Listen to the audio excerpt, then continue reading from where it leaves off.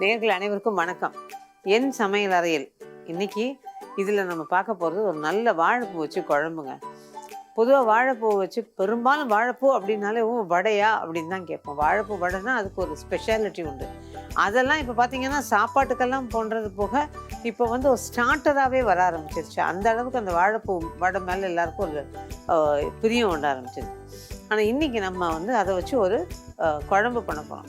வாழைப்பூ குழம்புனா அப்போ என்ன கட் பண்ணி அந்த மாதிரி எதாவது பண்ண போகிறீங்களா அப்படின்னு கேட்டால் இல்லைங்க, இது ஒரு பஜ்ஜி மாதிரி பண்ணி குழம்புல போட்டு நம்ம சர்வ் பண்ண போகிறோம். இது பார்த்திங்கன்னா ஒரு செட்டிநாடு ஸ்பெஷல் தான் இது. பட் இன்றைக்கி அந்த செட்டிநாடு ஸ்பெஷலே யூஸ்வலாக வந்து ஒரு சின்ன சின்ன மாற்றங்களோடு ஒவ்வொருத்தரும் ஒவ்வொரு மாதிரி பண்ணுவோம். அந்த வகையில் நான் ட்ரை பண்ணுற விஷயம், நான் வீட்டில் பண்ணுற விஷயம் இதுதான். நான் வந்து இன்றைக்கி உங்களோட எடுத்துக்க போகிறேன், செஞ்சு காமிக்கலாம் அப்படின்னு. இது சாப்பாடு, அது அடுத்தது இட்லி, தோசை எல்லாத்துக்கும் உங்களுக்கு இது பொருந்தும். அதனால் இந்த குழம்பு அப்படியே யூஸ் பண்ணிக்கலாம். அதே சமயம் இன்றைக்கி பண்ண போகிற இந்த வாழைப்பூ குழம்புல வாழைப்பூவை பொரித்து தனியாக வச்சுட்டு குழம்பு தனியாக வச்சுக்கணும். நீங்கள் பரிமாற போகிறதுக்கும் போது தான் இதை போட்டு பரிமாறிக்கணும். அதே மாதிரி வாழைப்பூவை வந்து நிறைய பேருக்கு தெரிஞ்சிருக்கும், அது தொப்பை நரம்பும்பாங்க. ஒரு மெல்லிய கண்ணாடி மாதிரி ஒரு கோடு ஒன்று இருக்கும், அந்த கவர் ஒன்று இருக்கும். அதை எடுத்துட்டு உள்ள நரம்பு மாதிரி ஒன்று இருக்கும், அதையும் எடுத்துருவோம். அந்த நரம்பு ஏன்னா நறுக்குனா கூட சட்டு நறுப்படாது, அதனால் அதை எடுத்துருவாங்க. தெரியாத பிள்ளைங்களுக்கு அதை சொல்லலாமே அப்படின்னு. ஸோ அதே மாதிரி வாழைப்பூ வந்து ஃப்ரெஷ்ஷாக இருக்கும்போது பண்ணிங்கன்னா ரொம்பவே நல்லா இருக்குங்க. அதுதான் எனக்கு பார்க்க போகிறோம். இதுக்கு வந்து நான் வாழைப்பூவை வந்து நல்லா ஆஞ்சு க்ளீன் பண்ணிவிட்டு கொதிக்கிற தண்ணியில் 2 நிமிஷம் ஒரு நிமிஷம் அந்த ஒரு கொதி நல்லா தளத்தன்னு கொதிக்கிற தண்ணியில் இதை போட்டு ஒரு கொதி விட்டு எடுத்து வச்சிடணும். ஏன்னா நம்ம பஜ்ஜியாக போட போகிற போது அந்த கசப்போ துவர்ப்போ ரொம்ப தெரியாது. அதனால் உடனே சத்துக்கள் போயிடுமான்னு கேட்காதீங்க. இதில் சத்துக்கள் போகாது. ஜஸ்ட்டு ஒரு நிமிஷம் கொதிக்க விட்டு எடுத்துட்டிங்கன்னா, ஒரு கொதி விட்டு எடுத்துட்டிங்கன்னா கூட போதும். எடுத்துகிட்டு நம்ம ஆற வச்சுட்டு நம்ம பண்ண போகிறோம். இப்போ இந்த வாழைப்பூ குழம்புக்கு தேவையான பொருள்லாம் முதல்ல பார்த்துடலாம். அதுக்கப்புறம் அது எப்படி பண்ணுறதுங்கிறத பார்க்கலாம். வாழைப்பூ குழம்பு செய்ய தேவையான பொருட்கள்: வாழைப்பூ 2 கைப்பிடி அளவு, தேங்காய் துருவல் 1/4 கப், முந்திரி 10 ஒன்றாக விழுதாக அரைத்து கொள்ளவும், கருவேப்பிலை சிறிதளவு, கொத்தமல்லி தழை சிறிதளவு, பூண்டு 10 பற்கள் தோல் உரித்து 2ஆக நறுக்கி கொள்ளவும், சின்ன வெங்காயம் 12 தோல் உரித்து 2ஆக நறுக்கி கொள்ளவும், தக்காளி 2 பொடியாக நறுக்கி கொள்ளவும், பஜ்ஜி மாவு தேவைக்கேற்ப, கடுகு 1 டீஸ்பூன், சோம்பு 1/2 டீஸ்பூன், உளுந்து 1 டீஸ்பூன், தனியாத்தூள் 1 டீஸ்பூன் குவித்து அளந்தது, மஞ்சள் தூள் 1/4 டீஸ்பூன், மிளகாய்த்தூள் 1/2 டீஸ்பூன், எண்ணெய் தேவைக்கேற்ப, உப்பு ருசிக்கேற்ப. இப்போ இந்த வாழைப்பூ குழம்புக்கு தேவையான பொருள்லாம் பார்த்தோம் இல்லையா? இதில் பார்த்தீங்கன்னா வாழைப்பூவை நான் கொதிக்கிற தண்ணியில் போட்டு இந்த மாதிரி எடுத்து வச்சுருக்கேன். நீ பஜ்ஜி மாவை கரைச்சிட்டு எண்ணெயை காய வைக்க வேண்டியதுதான். இப்போ அந்த பஜ்ஜி மாவை கரைச்சிக்கலாம். நல்லா கெட்டியாக கரைச்சிக்கணும், ரொம்ப தண்ணியாக கரைச்சிடாதீங்க. நம்ம பஜ்ஜிக்கு கரைக்கிற மாதிரி தான் இதில் கொஞ்சம் கெட்டியாகவே கரைச்சிக்கலாம். இந்த பஜ்ஜி மாவை எப்படி பண்ணுறது அப்படிங்கிறத நான் கரைச்சதுக்கப்புறம் சொல்கிறேன் உங்களுக்கு. இதில்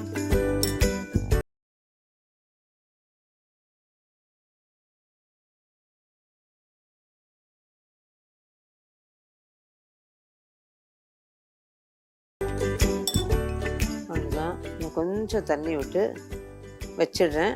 இப்போ நான் வந்து பஜ்ஜி போட போதும் ஒரு தடவை கரைச்சிக்கிறேன். அப்போ ஸ்டைலாலாம் கையில் தான் இது கரண்டி ஸ்பூனில் கறக்க முடியாது, நம்ம கையில் தான் கரைக்கணும். அப்போ தான் பார்க்கவும் நல்லாயிருக்கும், ஈவனாகவும் வரும். இது இப்படியே இருக்கட்டும். இப்போது இந்த பஜ்ஜி மாவுக்கு பார்த்திங்கன்னா இது வந்து நான் இப்போ வந்து 1 கிலோவுக்கு சொல்கிறேன். இதையே நீங்கள் பாதியாக பண்ணிக்கணும்னு நினைக்கிறவங்க அதை பாதியாகவும் பண்ணிக்கலாம். கடலைப்பருப்பை எடுத்து பஜ்ஜி மாவு பண்ண போகிறோம். இதுக்கு வந்து 1 கிலோ கடலைப்பருப்பை நல்ல வெயிலில் காய வச்சுருங்க. எப்போவுமே கடலைப்பருப்பு வெயிலில் காய்ஞ்சிதுன்னா எண்ணெய் குடிக்காது. நீங்கள் பண்ணுற லட்டு ஆகட்டும், பஜ்ஜி ஆகட்டும், எது எண்ணெய் இழுக்காது. ஏன்னா அந்த ஈரத்தன்மை இல்லைங்கிறதுனால எண்ணெய் இழுக்காது. ஸோ நல்லா சருக காய வச்சுருங்க. அதுக்கு 200 கிராம், அதாவது 1 கப் அளவுக்கு பச்சரிசி அதை எடுத்துக்கோங்க. அந்த 1 கப் பச்சரிசியும் அதோட கலந்துக்குங்க. ஒரு 1/2 கப்பை விட கொஞ்சம் கம்மியாக ஜவ்வரிசி, அந்த ஜவ்வரிசி இந்த பச்சரிசி எல்லாத்தையுமே நல்லா காய போட்டுங்க. மிளகா வந்து அதாவது 1 கிலோவுக்கு கிட்டத்தட்ட உங்களுக்கு வந்து 15 மிளகா வரைக்கும் நீங்கள் இதில் சேர்த்துக்கலாம். இது நார்மல் காரம். இதை தாண்டி காரம் வேணும்னு நினைக்கிறவங்க நீங்கள் நல்ல காரசாரமாக அப்படின்னா 20-22 மிளகா வரைக்கும் நம்ம எடுத்துக்கலாம். இந்த 1 கிலோ கடலைப்பருப்புக்கு இதையும் சேர்த்து அரைச்சிங்க. இது எல்லாத்தையுமே மிஷினில் கொடுத்து உப்பு மட்டும் நம்ம வந்து ஓரளவுக்கு, ஏன்னா சில உப்பு வந்து நல்ல சுள்ளுன்னு இருக்குது, சில உப்பு இதுவாக இருக்குது. ஸோ அரைச்சிட்டு வந்ததுக்கப்புறம் நம்ம மற்றது சேர்க்கணும் இல்லையா, அப்போ நம்ம உப்பு செக் பண்ணிக்கலாம். இதை நல்லா மூணுத்தையும் காய வச்சு மிஷினில் கொடுத்து அரைச்சி எடுத்துகிட்டு வந்துடுங்க. வந்துட்டு இதோட கூட ஒரு 1/2 கப்பு மைதா, அந்த மைதா மாவையும் இதோட கலந்துக்குங்க. கலந்துக்கிட்டு உப்பை வந்து ஒரு 2 டேபிள் ஸ்பூன் வரைக்கும் உப்பு போகும். இதில் செக் பண்ணிக்கிட்டு அதுக்கப்புறமா திருப்பி உப்பு சேர்த்துக்கோங்க. அதுக்கப்புறமா ஆப்ப சோடா நல்ல ஒரு 1.5 டீஸ்பூன்லேருந்து 2 டீஸ்பூன் வரைக்கும் ஆப்ப சோடா, இதையும் அதோட சேர்த்துருங்க. பெருங்காயமும் பார்த்தீங்கன்னா உங்களுக்கு நல்ல பெருங்காய தூளாக இருந்துச்சுன்னா நல்ல ஒரு 2-3 டீஸ்பூன் அளவுக்கு பெருங்காயத்தூள் சேர்த்துக்கலாம். அல்லது நீங்கள் கரைக்கும் போது பெருங்காயத்தூள் சேர்த்துக்கலாம். இது அவரவரோட விஷயம். ஸோ திரும்ப நான் அளவை ஒரு தடவை சொல்லிடுறேன். கடலைப்பருப்பு 1 கிலோ, அதோட பச்சரிசி 200 கிராம், அப்புறம் ஜவ்வரிசி ஒரு 1/2 கப் அளவுக்கு. இதோட கூட அரைச்சிட்டு வந்ததுக்கப்புறம், அதாவது காஞ்ச மிளகா ஒரு 15லேருந்து 20 மிளகா காரத்துக்கு தகுந்த மாதிரி, இது எல்லாம் நல்லா காய வச்சு அரைச்சிடுங்க. அப்புறம் சேர்க்க வேண்டியது ஒரு 1/2 கப் அளவுக்கு மைதா, அதுக்கப்புறம் 2 டேபிள் ஸ்பூன் உப்பு, 2 டீஸ்பூன் அளவுக்கு, 2லேருந்து 3 டீஸ்பூன் அளவுக்கு பெருங்காயம் விருப்பப்பட்டார். அவ்வளோதான். இது எல்லாத்தையும் நல்லா கலந்துட்டு எடுத்து ஸ்டோர் பண்ணிக்கிட்டீங்க அப்படின்னா உங்களுக்கு நல்லாவே ஒரு 3-4 மாதம் வரைக்கும் நல்லா வருங்க. இதை ட்ரை பண்ணி பார்த்துட்டு சொல்லுங்கள். இப்போ வந்து பஜ்ஜி மாவை நல்லா கரைச்சாச்சு. இந்த பஜ்ஜி மாவே ஒவ்வொரு முறை ஒவ்வொரு மாதிரி பண்ணி பார்த்துருக்கேன். இப்போ அடுத்து நான் இப்போ பண்ண கிட்டத்தட்ட ஒரு 4 தடவை 5 தடவை பண்ணதுக்கப்புறமா, விதவிதமாக பண்ணதுக்கப்புறமா இப்போ பண்ணி பார்த்துருக்கேன். நான் உங்ககிட்ட சொன்ன அளவு ரொம்பவே நல்லா வருது. ட்ரை பண்ணி பாருங்கள். இப்போ இதில் நீங்கள் ஒரு பூவாக எடுத்து போட முடியாது. அதனால ஒரு 2-3 பூவாக ஒன்றா சேர்த்துக்கங்க. அந்த காம்பு பகுதி இருக்கு இல்லையா, அந்த காம்பு பகுதியில் 2-3 பூவை ஒன்றா சேர்த்துக்குங்க. சேர்த்துக்கிட்டு எல்லாம் ஒன்றாவே நனைச்சிருங்க. இப்படி ஒன்றா நனைச்சிட்டு அதுக்கப்புறம் இந்த காஞ்சிட்ருக்க எண்ணெய்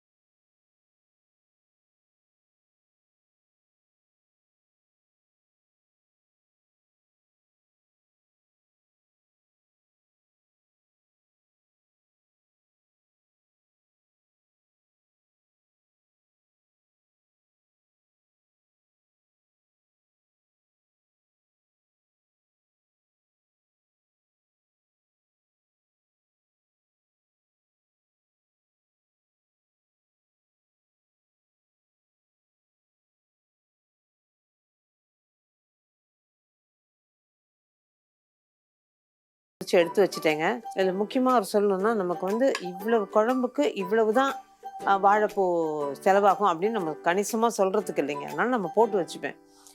அந்த குழம்பெல்லாம் போட்டு பரிமாறுவோம்.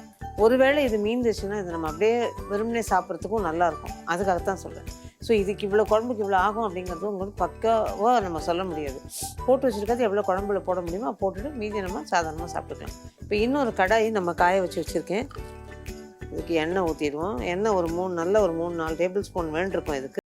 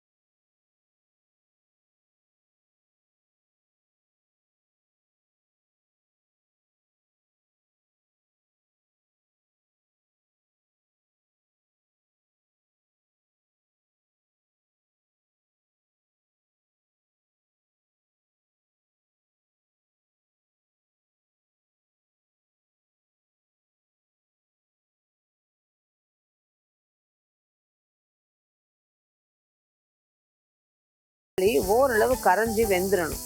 இதில் வந்து சில பேர் பார்த்தீங்கன்னா செட்டிநாடு பக்கம் கொஞ்சம் அள்ளிட்டு வந்துடும்னு சொல்லுவாங்க. அந்த மாதிரி நிறைய எடுத்துகிட்டு வந்துடும். எனக்கு அது ரொம்ப பிடிக்கும்னா அதில் இயல்பாக ஒரு புளிப்பு இருக்கும். பட் இந்த தக்காளிலாம் அந்த அளவுக்கு அந்த புளிப்பெல்லாம் கிடையாது. அதே மாதிரி இது சட்டுன்னு கரையவும் கரையாது. அந்த தக்காளி போட்டு 2 பரட்டும் போதே கரைஞ்சிரும், நல்லா கரைஞ்சிரும். இது வந்து நான் சில நேரங்கள் என்ன பண்ணுவேன், ரொம்ப அது நல்லா பழுத்து இருந்ததுன்னா அப்படியே சேர்த்து வதக்கிடுவோம். அது ஒருவேளை கொஞ்சம் அப்படி கல்லா லேசாக பழுக்காத மாதிரி இருந்ததுன்னா நல்லா ஒரு 2 நிமிஷம் நல்லா தர 2 நிமிஷம் கொதிச்சுதுன்னா போதும். தேங்காய் முந்திரி விழுத ஊற்றிட்டு குழம்பு இறக்கிட வேண்டியதான். இது கொதிக்கிட்டு இந்த குழம்பு கொதிக்கிற நேரம் உங்கள்கிட்ட எனக்கு தெரிஞ்ச டிப்ஸை சிலது சொல்லலாம் அப்படின்னு. நம்ம புளி ஊற்றி பண்ணுற எந்த குழம்பையும் பார்த்தீங்கன்னா அது நல்லா கொதிச்சு எண்ணெய் எல்லாம் மகந்து வெளியில் வந்தால் தான் குழம்பு நல்லா இருக்கும்னு சொல்லுவாங்க நிறைய பேர். இப்போ எனக்கு சொல்லி கொடுத்த பெரியவங்கன்னு பார்த்தீங்கன்னா அவங்க எல்லாரும் என்ன சொல்லுவாங்கன்னா, குழம்பு எப்போவுமே அதிகமாக கொதிக்கும் போது அது வந்து கடுத்து போன ருசியாக கிடைக்கும்பாங்க. அதாவது ஒரு மாதிரி ஒரு டேஸ்ட்டையே மாற்றிடும்பாங்க அந்த புளி அதிகமாக கொதிச்சா. ஸோ எதுவாக இருந்தாலும் நம்ம அளவாக கொதிக்க விட்டு எடுத்தோம் அப்படின்னா நல்லாயிருக்கும். இந்த குழம்பு இவ்வளோ நேரம் கொதிக்கணும், அந்த எண்ணெய் மேலே வந்தால் தான் அது நல்லாயிருக்கும் அப்படின்னு நினச்சோன்னா அதுக்கு தகுந்த தண்ணியை ஊற்றி அந்த குழம்பை கொதிக்க விடணும்.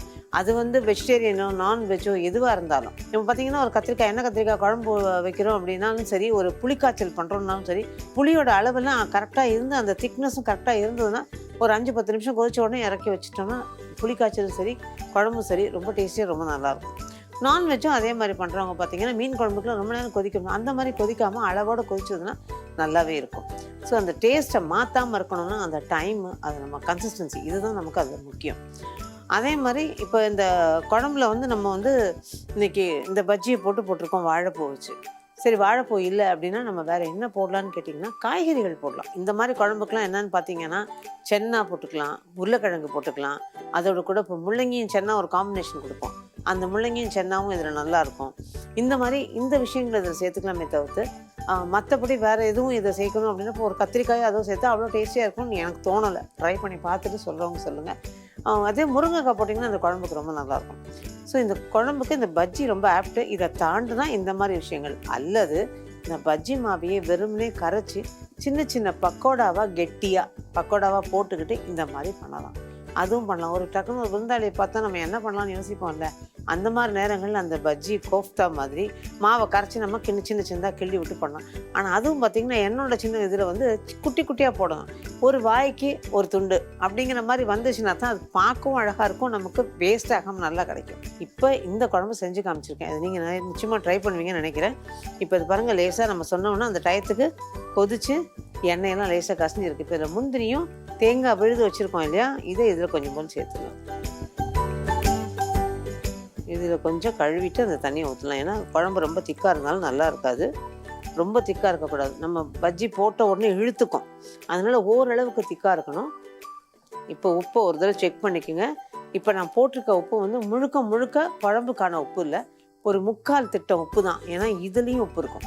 அதனால் உப்போட அளவு இப்போ கவனமாக சொல்லணும். நான் முதலே சொல்ல விட்டுட்டேன், இப்போ சொல்லணும் அப்படின்னா உப்போட அளவு வந்து கவனமாக போட்டுக்கோங்க. ஏன்னா பஜ்ஜியில் உப்பு இருக்கும், அந்த உப்பும் இதில் இறங்கும். நம்ம சாப்பிடும்போது உப்பு அதிகமாக தெரியும். ஸோ ஒரு 3/4 திட்டம் உப்பு உங்களுக்கு சரியாக இருக்கும். இப்போ இந்த குழம்பு நல்லா கொதிக்கணும். அதுக்கு இடையில இந்த குழம்புல கருவேப்பிலையை கிள்ளி போட்டுருவோம்.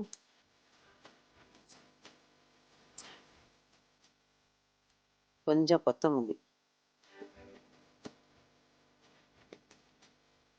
ஒரு கொதி தளத்தளன்னு வந்துச்சுன்னா நல்லாயிருக்கும். கொதிச்சு வைப்போம். பஜ்ஜி எப்போ போடுவீங்க அப்படின்னு கேட்பீங்க. பஜ்ஜி இப்போ போடுறது இல்லைங்க, பரிமாறும்போது போடணும். ஆனால் நேயர்களுக்கு உங்களுக்கு அது தெரியணுங்கிறதுக்காக நான் டிஸ்பிளே கண்டெய்னரில் நான் மாற்றுறேன் இல்லையா, அப்போ அந்த பஜ்ஜி அதில் போடுறேன். ஆனால் நீங்கள் செய்யும்போது விருந்தாளி வந்தாலும் சரி, வீட்டில் இருக்கவங்களுக்கு செஞ்சு கொடுத்தாலும் சரி, சாப்பிட உட்காரும்போது இந்த பஜ்ஜியை போட்டு 2 பெரட்டு பெறுறீங்க. பஜ்ஜி வந்து என்ன ஆகிடும், இந்த தோலாக இருக்குது இல்லையா, அதனால் அந்த தோல் தனியாக வழண்டு வர ஆரம்பிச்சிடும் அதிக நேரம் ஊறிச்சுன்னா. ஸோ அப்பப்போ இதை போட்டிங்க அப்படின்னா, ஊர்களில் கல்யாணத்துக்கு கூட அவங்க அப்படி தான் பண்ணுவாங்க.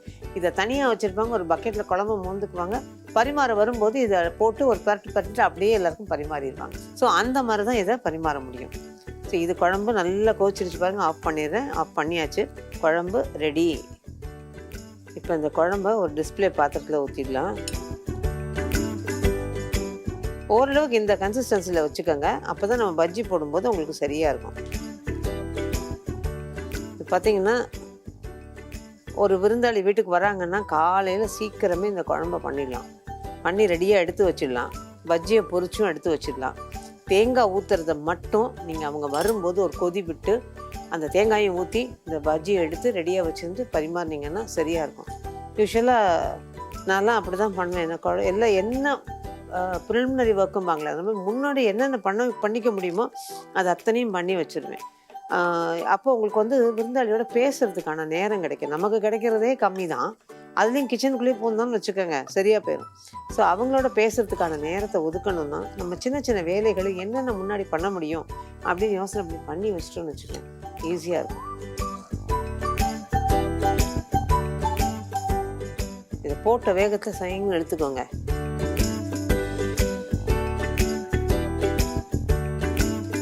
இதை வந்து முழுக்க முழுக்க சைவக்காரங்க குழம்பு. பேர் வந்து வித்தியாசமாக அசைவ பேர் இருந்தது.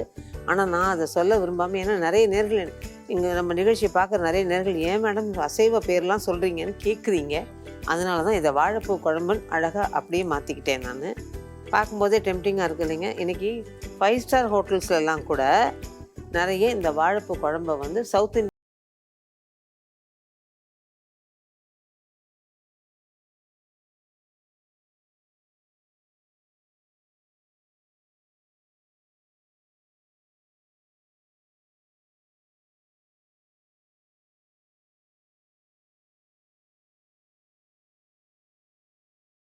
இன்னொரு சின்ன டிப். ஆனால் அந்த டிப்பு சொல்கிறதுக்கு முன்னாடி ஒன்று சொல்லணும். அப்படின்னா, நம்ம சொல்கிற டிப்ஸை வந்து நிறைய நேரங்கள் பயனுள்ளதாக இருக்குதுன்னு நீங்கள் உங்கள் கமெண்ட்டில் ஆகட்டும், பொது இடங்களில் பார்க்குற போது சொல்கிறதாகட்டும், எனக்கு ரொம்ப சந்தோஷமாக இருக்கும். இப்போ பார்த்தீங்கன்னா கொத்தமல்லி, கருவேப்பிலை, புதினா இதெல்லாம் ஸ்டோர் பண்ணுறது எப்படின்னா, நிறைய நேரங்களில் அது வந்து யூஸ்வலாக நான் முதற்கொண்டு அது ஒரு நல்ல கவரில் போட்டு பார்த்தேன். பிளாஸ்டிக் கவரில் சுற்றி அது மாதிரி வச்சு பார்த்தேன். அப்போவுமே அழுகலோ பழுக்கிறதோ அதிகமாக இருந்தது. அதுக்கப்புறம் என்ன பண்ணேன், நியூஸ் பேப்பர் எடுத்து நல்லா இதை க்ளீன் பண்ணி மடித்து சுற்றி அந்த மாதிரியும் வச்சு பார்த்தேன். அதுக்கப்புறமா அதில் வந்து நிறைய பழுக்கிறதாகச்சு, கெட்டு போகிறதாகச்சு. ஸோ இது என்ன தான் பண்ணலாம்னு அப்புறமா ஒரு பண்ணி தான் இப்போ என்ன பண்ணுறேன், நல்லா சுத்தம் பண்ணி நல்லா ஆற விட்டுட்டு ஒரு துணிப்பையில் போட்டு நிறைய சுற்றி அதை வந்து ஒரு டப்பாவில் போட்டு, பிளாஸ்டிக் டப்பாவில் போட்டு டைட்டாக மூடி வச்சா குறைஞ்சது 15லேருந்து 20 நாள் வரைக்கும் ஒன்றும் ஆகிறது இல்லைங்க. இது என்னோட சொந்த அனுபவத்தில் நான் பார்த்த விஷயம். கருவேப்பிலையை இப்போ வருது பாருங்கள், கிளிப் டைப்பில் கண்ணாடி டப்பா, பாட்டிலில் இது டப்பா மாதிரி பாட்டில் இதில் வருது, கண்ணாடியில் வருது. அதில் வந்து உருவிட்டு கருவேப்பிலை சுத்தம் பண்ணி உருவிட்டு நல்லா போட்டு வச்சுருந்தேன். கிட்டத்தட்ட ஒரு மாதம் வரைக்கும் எனக்கு ஒன்றுமே ஆகல. அந்த பச்சை நிறம் கூட மாறாமல் இருந்தது. ஸோ இதுவுமே உங்களுக்கு நல்லாயிருக்கும்னு நினைக்கிறேன். அதே மாதிரியே பச்சை மிளகா, நல்ல பிளாஸ்டிக் பிஸ்கெட் வந்த டப்பா இருந்தது எங்கிட்ட. சரி என்ன பண்ணுறதுன்னு தெரியல, ரவுண்டு டப்பா யூஸ்ஃபுல்லாக இருக்குமோக்குன்னு பார்த்தோம். அதை எடுத்து என்ன பண்ணணும் போது பச்சை மிளகாய் எதாச்சும் ஒரு நாள் போட்டேன். பார்த்தா ஒரு 10 நாள் 12 நாள் வரைக்கும் அந்த பச்சை மிளகாய் ரொம்ப கெட்டு போகாமல் நல்லா இருந்துச்சு. சௌகரியமாக இருக்கேன்னு சொல்லிட்டு இப்போ அதை ரொம்ப ஜாக்கிரதையாக எடுத்து வச்சு அதில் தான் பச்சை மிளகாய் போட்டுக்கிறோம். ஸோ இந்த மாதிரி ஸ்டோர் பண்ணிக்கிறது, ஏன்னா நம்ம குறிப்பாக நம்ம தமிழ்நாட்டு பெண்களுக்கு எந்த விதத்தில் எப்படி எதை பாதுகாக்கிறது, வீணாக்காமல் செலவழிக்கிறதுன்னு யோசிப்போம் இல்லையா. அந்த வகையில் நான் செய்கிற சில விஷயங்கள் தான் எனக்கு சொல்லியிருக்கேன். அதை நீங்களும் ட்ரை பண்ணி பார்த்து எனக்கு சொல்லுங்கள். மீண்டும் இதே மாதிரி இன்னும் ஒரு பதிவில் உங்களை சந்திக்கும் வரை நன்றி, வணக்கம்.